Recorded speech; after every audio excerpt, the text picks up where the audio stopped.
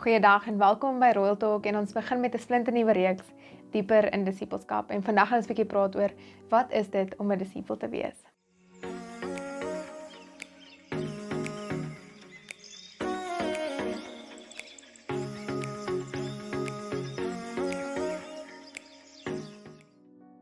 Mense het soms verskillende opinies, verskillende sieninge oor die woord disipel.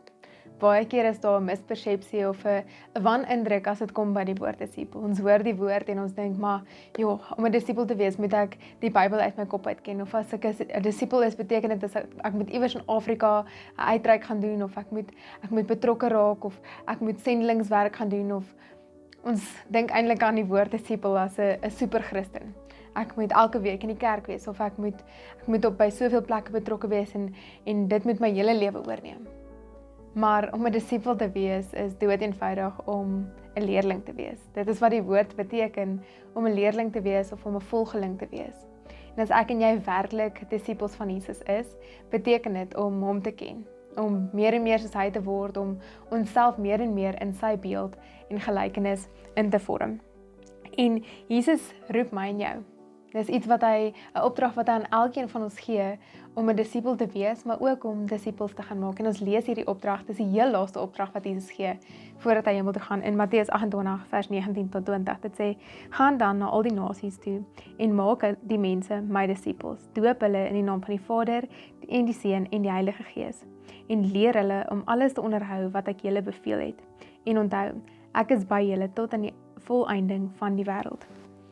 So hierso kom Jesus en gee so 'n eenvoudige opdrag. Hy sê, wees 'n disipel om te doen wat ek vir julle geleer het, om in die voetspore te loop wat ek vir julle gelos het, maar ook gaan maak disipels.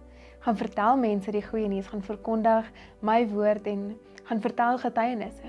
En doop hulle in die naam van die Vader, die Seun en die Heilige Gees. Maak dat dit 'n ding is wat 'n movement begin. En ek en jy kan begin in die spasie waar ons is. Ons hoofdoel hier op aarde is koninkryk en disipelskap. Ons gaan koninkryk bou in ons alledaagse lewe en ons doen dit deur disipelskap. By jou werk, in die skool waar jy is, in die universiteit waar jy is, in jou huis, met jou vriendegroepe, op die sportveld, waar ook al jy is, kan jy disipelskap begin toepas. So daar waar jy is, wil jy vandag bietjie evalueer om te sê, maar is ek werklik 'n volgeling, 'n disipel van Jesus? Is ek iemand wat besig is om dit wat hy vir ons geleer het te onderhou? En is ek besig om daai goeie nuus te deel met die om my? Kom ons lei die oë en dan bid ons.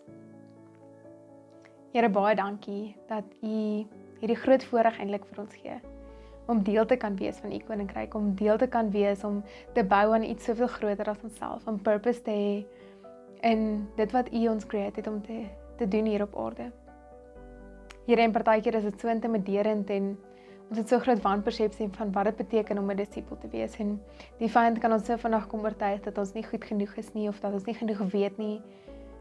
Maar Jesus, mag elke liewe persoon wat hierdie vandag luister of kyk, mag hulle besef dat hulle deel is van hierdie, dat hulle included is in hierdie storie en dat U hulle wil gebruik.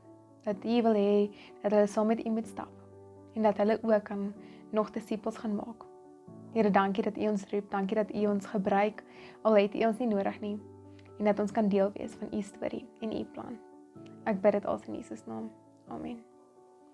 Dankie dat jy vandag ingeskakel het en ons gaan volgende week aan om te kyk, maar hoe lyk dit om werklik 'n disipel van Jesus te wees?